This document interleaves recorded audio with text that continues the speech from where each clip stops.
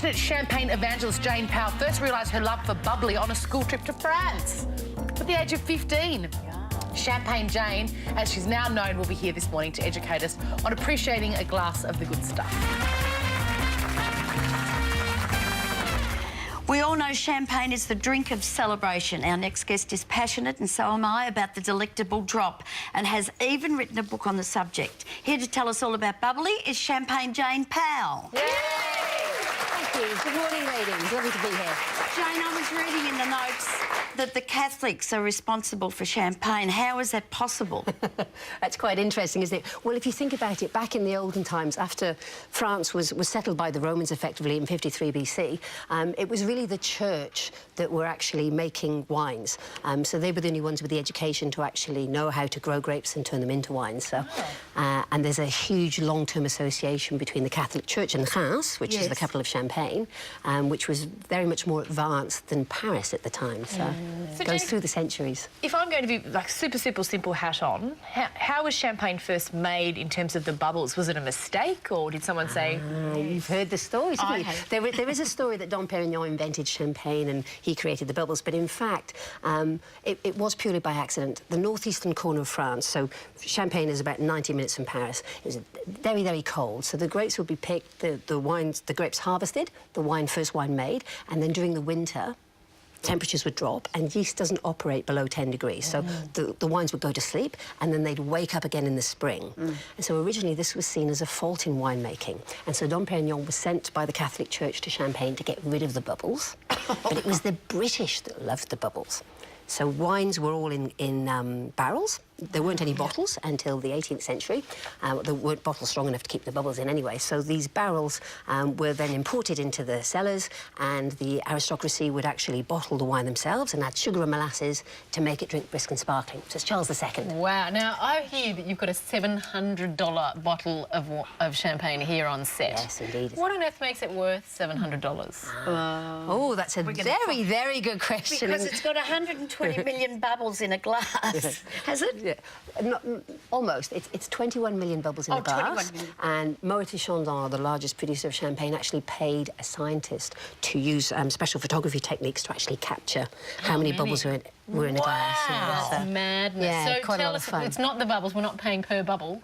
You're not paying per bubble, no, you're paying for quality, the very best vineyards in France, all of the rules and regulations around how, what grapes you can grow, how tall the grapevines can be, when they can be picked, how many litres of wine or must you can get from crushing the grapes. There's so many rules and regulations around champagne. That's what makes it so special. Can you really taste the difference between that and a $7 bottle of Seaview?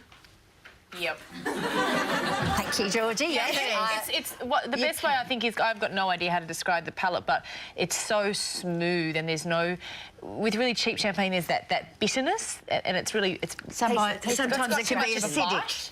Too acidic? Yes, and also the fact when you make a sparkling wine, what you're effectively doing is allowing you're trapping the carbon dioxide inside the tank or the bottle, whatever else you might be using. For inexpensive sparkling wines, they're made in tanks, so you've got a greater volume of wine, less work, so less manual labour, so to speak. With champagne, the sparkle is added inside that bottle. That bottle would be touched, 50 or 100 times before it gets to the consumer.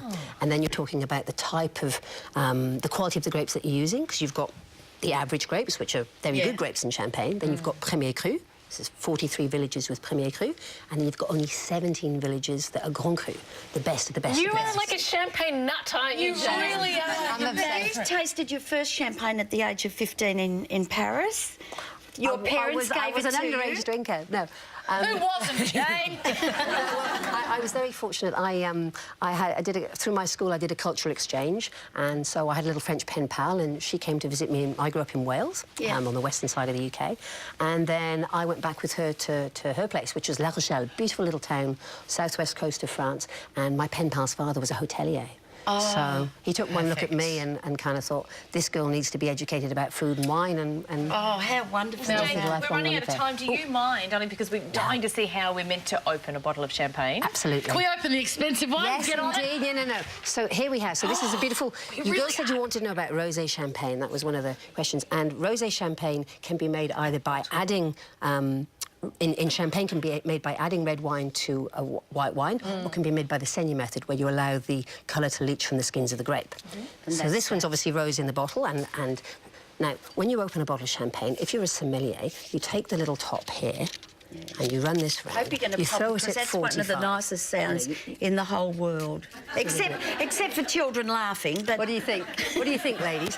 And then you take it nice. Now, if you're a sommelier, you hold it at a certain angle and you do it all like this. And it's very ritualistic, isn't it? It is, and it's very special. But it's much easier if you just pop it on the table. So you've taken off this cover, and then you put your hand on the top so it doesn't pop. You uncork the muselet. This was invented by Adolphe Jackson in 1849.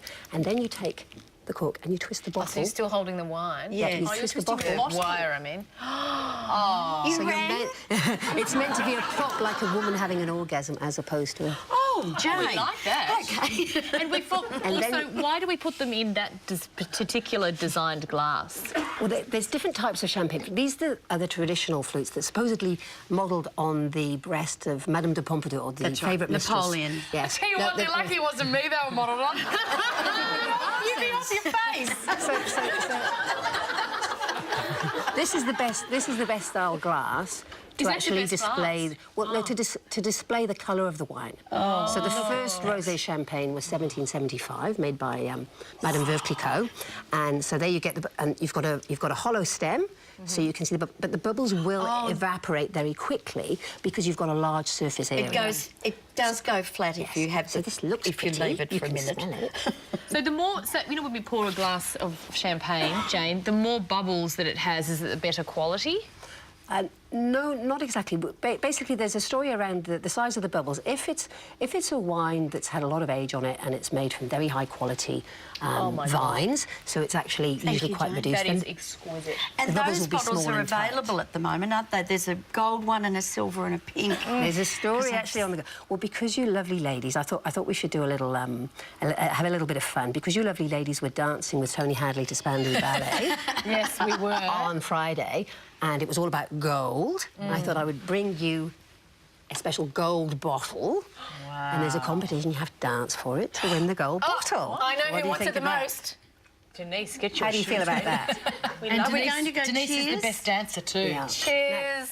Cheers, big ears. That is delicious. Cheers to champagne. Jayne, thank you for being with us. Yes, you're very gorgeous. Ladies. I think if you're going to dance, we better have some music. And we do need to, I want to talk quickly, great Christmas present. This is Jayne's new book, Behind the Bubbles. It is just beautiful. All of the history of champagne, stunning photos. It's really, really fantastic. I'm gorgeous. Already locking that away from my Christmas present tree. Get it from my website and get it signed and...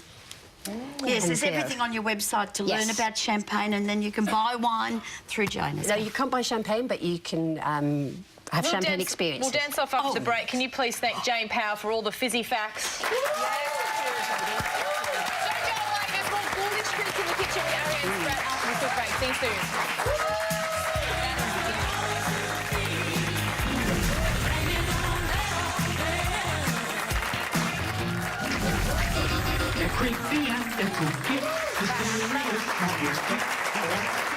Monday morning on The Circle. Now, you just missed Denise's dancing, but she did perform and won a bottle of beautiful French champagne. I think we better get a reenactment. Can we get some music, please, Rick? God. We don't have to stop up and get a song around here. You look like someone else when you do that. I can't take my eyes off you when you do it. I can't take my eyes off you. We know you love it, so here you go. Congratulations.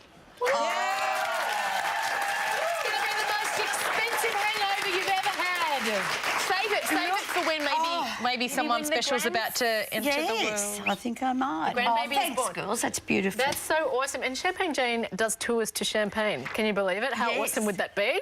Like, totally. You wouldn't remember a thing.